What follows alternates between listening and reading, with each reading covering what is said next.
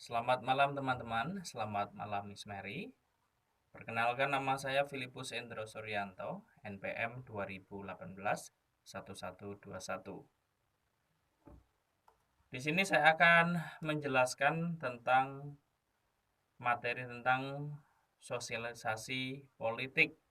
Di sini saya kelompok 3.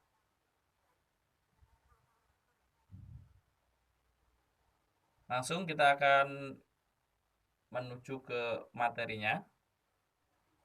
Baiklah, pertama definisi sosialisasi politik menurut para ahli dari David M. Aberle tahun 1961.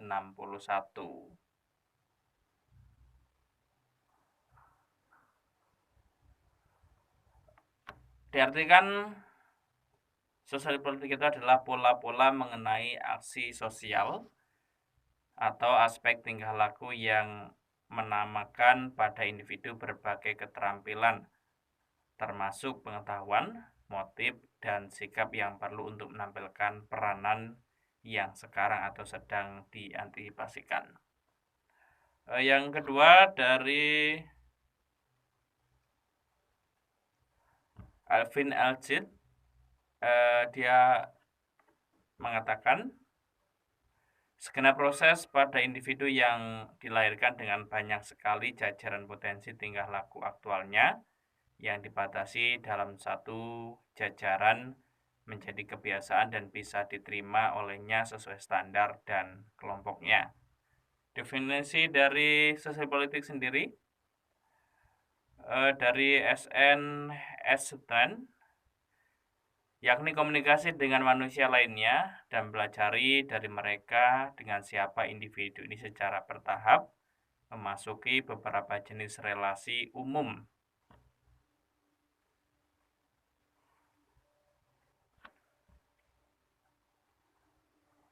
Selanjutnya, di sini saya akan menjelaskan bentuk dan metode sosial politik.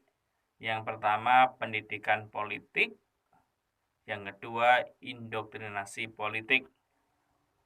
Pendidikan politik cenderung hidup dan berkembang dalam masyarakat dan sistem politik demokrasi. Fungsi lembaga-lembaga politik yang bernaung dalam payung sistem politik demokrasi adalah pendidikan politik. Lembaga politik yang memiliki fungsi seperti itu diantaranya adalah partai politik. Dengan demikian, dalam konteks sistem politik demokrasi, partai politik sesungguhnya dimiliki fungsi sosialisasi politik, khususnya dalam metode pendidikan politik. Adapun yang dimaksud indoktrinasi politik adalah proses sepihak ketika penguasa mobilisasi dan memanipulasi warga masyarakat untuk menerima nilai norma dan simbol yang dianggap mereka sebagai ideal dan baik.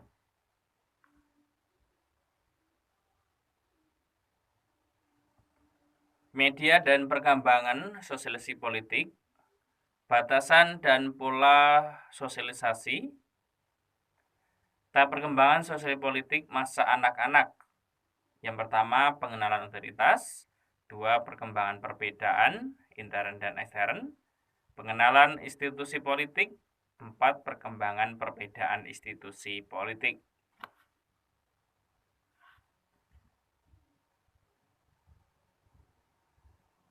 Masa remaja dan sosial politik. Di sini ciri-ciri gejala sosial yang dialami oleh remaja. Yang pertama, adanya perkembangan taraf intelektualitas. Yang kedua, berpikir hidup mandiri. Yang ketiga, menginginkan kaidah yang sesuai dengan kebutuhan dan keinginannya. Pengaruh kelompok dalam sosialisasi politik.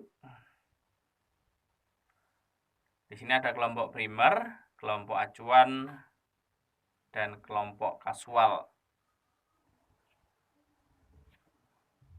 Kelompok primer yaitu kelompok yang melibatkan perkumpulan anggotanya bertemu langsung dengan akrab dalam jangka waktu yang lama.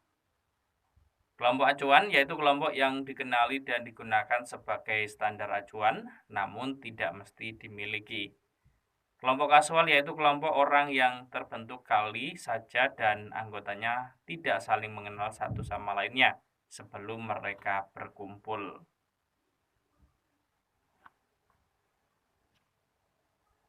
Pengaruh individu dalam sosialisasi politik, faktor menjadi pemimpin. Di sini ada personifikasi nilai-nilai, kompetensi, lokasi, sosial strategis.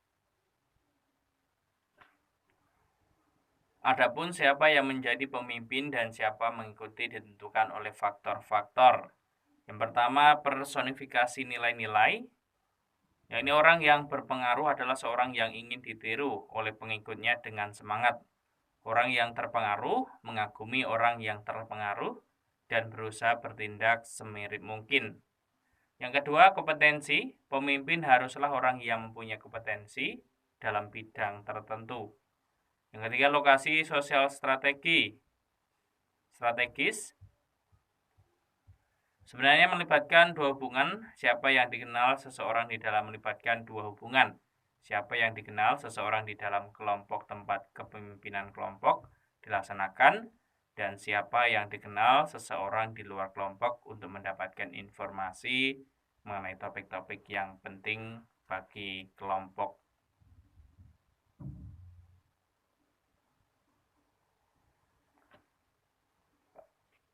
Tahap-tahap perubahan perilaku.